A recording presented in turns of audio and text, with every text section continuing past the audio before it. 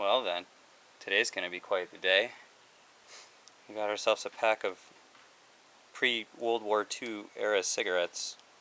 Whether these are actually from the late 30s, I can't really tell you, but what I do know is that they were advertised to the, is it the Dutch? Netherlands? The Dutch or the Netherlands in late 30s. Of course, it's not going to focus on that. Maybe it will.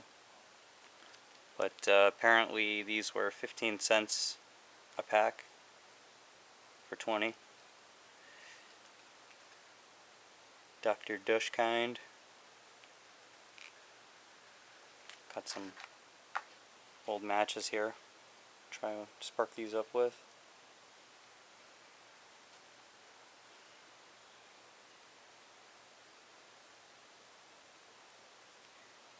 I'm going to try to fidget this pack open so I can keep the tax seal on it, but who knows what's really going to happen with this here, so I'm trying to document the pack as well as I can.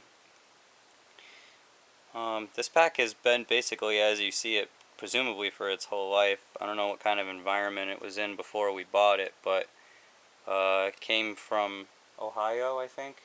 It was some indoor swap meet that we found out there. It was only $10, I think, or less. Probably, I only paid $6 for this pack. So let's tear into this.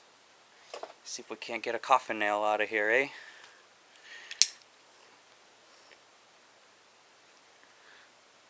It's gonna be a good 4th of July treat. Just something I can exploit.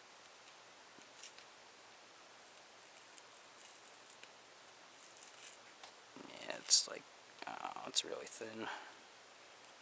Probably should have just sliced it.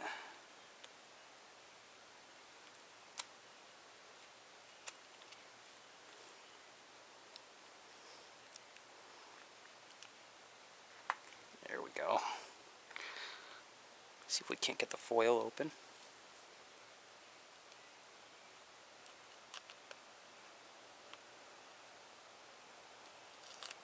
Huh, so it's so brittle. How old is this pack of cigarettes, probably? How many years? 70 It's plus? probably a 70-year-old pack of cigarettes. Now, typically, if you find a pack of cigarettes in a C ration that's been sealed and taken care of, probably you're going to get a lot fresher of a chooch than we're going to get from this, but basically, they're probably alright. Looks like we got a couple of tight packed ones in here. We bought another pack of cigarettes too. They're German, and it felt like a lot of the tobacco had fallen out of the cigarettes, so we chose to open this one instead.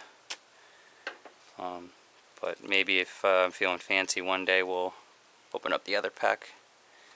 Alright, so pretty much kind of butchered this thing open, but let's see if we can get a cigarette out of here.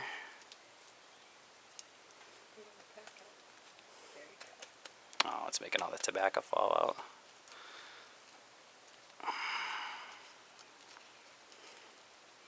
Of course, these are not filtered.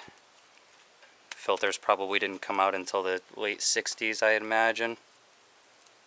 There we go. Once you get the first one out. Let's see, it says... Doctor... Can I get a focus? Dr. Dushkind, New York.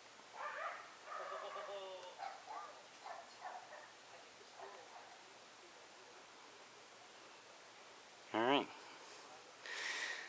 Let's give this a light, I guess.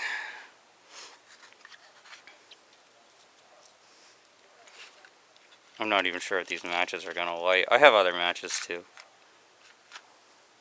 Can I have another striker, at least?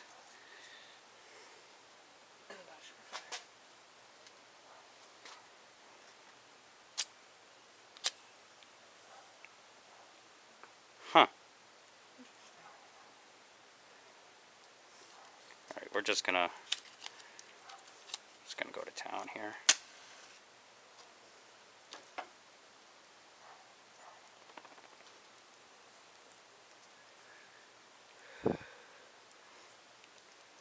tastes like an old cigarette.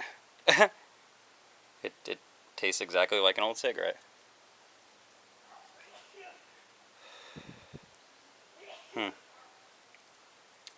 Doesn't taste bad. It smells like an old cigarette. It's got that smell that it leaves on your fingers, that's for sure.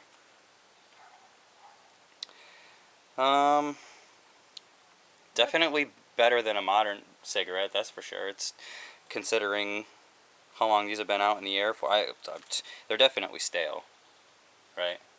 I've had fresher. Yeah, we've had fresher cigarettes, but compared to that pack of L&Ms that we had from the mid-70s, would you say they're about on par? They're very stale. They didn't just turn, it just didn't go poof, that's for sure. It's definitely smoking. Very stale. Oh, yeah. Oh, I don't even know if I want to finish this. No, I'm good. We tried though. But we've certainly tried it, and I definitely will never smoke one of these again. Nope. That's for sure. So yeah, thankfully there's no such thing as smell-o-vision, because this would probably give you that cigarette infusion that everybody loves. But I think that about wraps it up for this. And see if we could just safely put this out. This is not a fire-safe cigarette. Boy, that does not butt out easy. Okay. That's probably why whole houses used to burn down, because these things basically just stay lit. I should have got an ashtray for this, is what I should have did.